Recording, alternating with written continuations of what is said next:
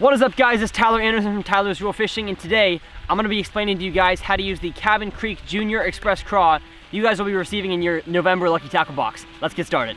So as you guys know, here at Lucky Tackle Box, we talk about three main things when telling you guys how to fish your lures that you get in the box. We talk about rigging, retrieval, and location. Let's start with rigging. So the Cabin Creek Bait Company Junior Express Craw is not a very big craw, and that's why we included it in the November box, because fish oftentimes don't have giant crawfish to feed up on, and so that's why this 2.5-inch version is a great bait, especially for pond fishing. And I'll show you guys why.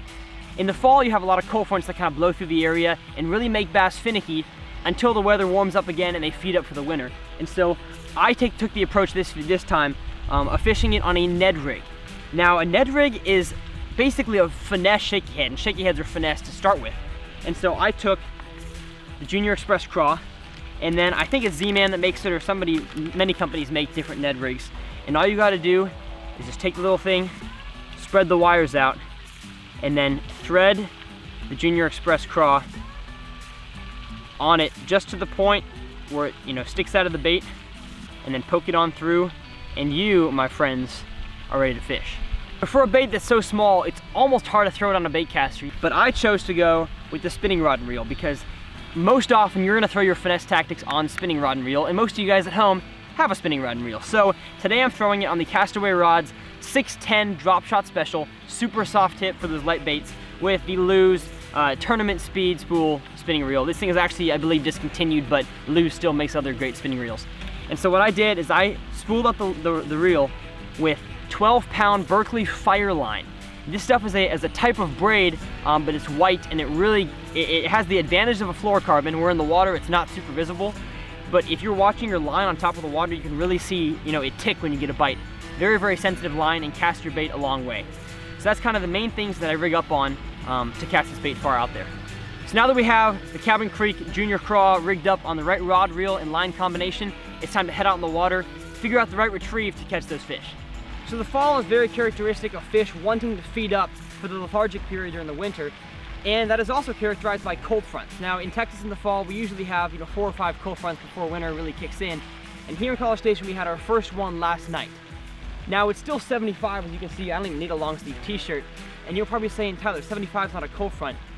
But in Texas, when it goes from 95 to 75, that is a big drop in terms of fishing pressure. So that's why I switched to the Cabin Creek Craw on the small Ned rig, because these fish are most likely going to be very, very finicky, because even though it's still 75, it dropped 20 degrees overnight, and this water clarity and water temperature probably dropped as well. So I'm gonna try to show you guys how to retrieve this lure and catch those finicky bass. All right, so what you kind of want to do is just pitch your bait out there. Now in this lake today, we have a grass line that sticks out about, I don't know, 10 or 15 feet. And that, even though the fish are in a finicky mood, they're still gonna wanna feed up right along that grass line.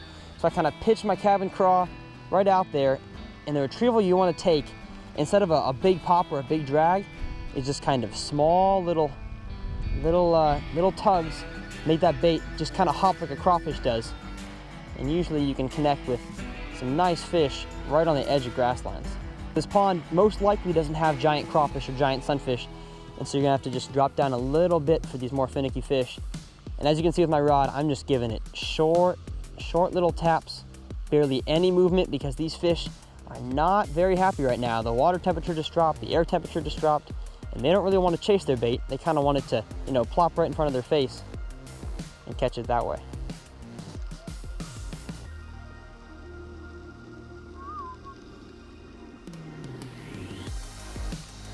There's one. Oh, I got him. Woohoo! Hey guys, it counts as a fish. Doesn't show my point as well as I had hoped, but does show that there's some fish that want to bite the Cabin Creek Craw. Small fish, small bait, sometimes the case, but I'll show you guys here in a second. Not always.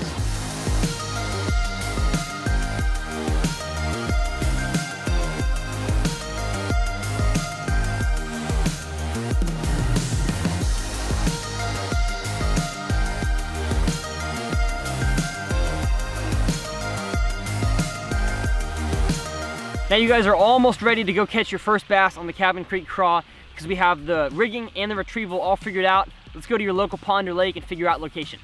So when talking about locations to fish this Cabin Creek Craw on the small Ned rig, you want to really survey your pond, because these fish, since they're finicky, are most likely going to be stacked up in small several areas. And so two things we have in this pond today that are very evident are overhanging trees and points, kind of natural, you know, big time structure, and then you have very subtle grass lines that kind of line the entire pond. And so you want to make sure that you're presenting your lures in the right area to catch those fish. So the first cast I'm going to make is going to be, you know, right toward this point right here. It's the most obvious point on the entire pond, and most often that's when you can get your better fish, is on the very, very obvious pieces of structure. Oh my goodness! Right as I was pulling it off the point, this thing came and absolutely annihilated it. I was about to give up on that cast, and this thing came and ate it right near the shore. Wow, I was not expecting that. That's pretty sweet. Nice, beautiful, chunky fish. No giants yet, but I sure appreciate this guy. So the other piece of structure that we have here in this pond is very, sometimes obvious, but not so obvious grass lines. And fish love to stack up on grass lines, and a great way to get them to bite is with the cabin craw. So let's give it a shot. You gotta throw the bait right along the edge, because the fish use that as a feeding pathway, you could say. So, oh, the cow agrees. The fish use it as like a feeding pathway. And so as long as you get your bait just kind of right next to it, those fish are gonna come out from their cover and eat it. And just like I said earlier, little tiny pops. And if you get stuck in the grass, you just kind of pop it out again. So the good thing about the Ned rig is it's not weedless, but it's also not, you know, it doesn't get horribly stuck. You can kind of pop it out. Give it like a little crayfish imitation. All right, I have to film in the sun. Oh, wait, psych. Woohoo! Caught one more fish just to show you guys that you can, oh, well, if he's gonna be so nice as to let me hold him.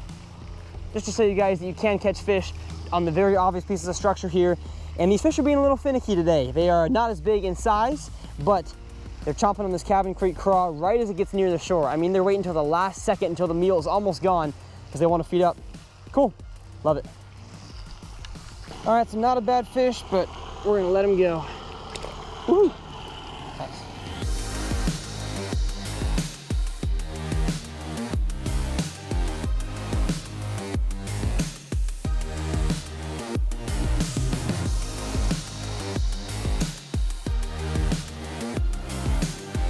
So that wraps up our video today on Lucky Tackle Box for fishing the Cabin Creek Junior Express Craw.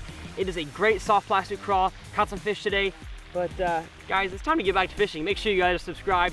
I'm gonna catch more fish.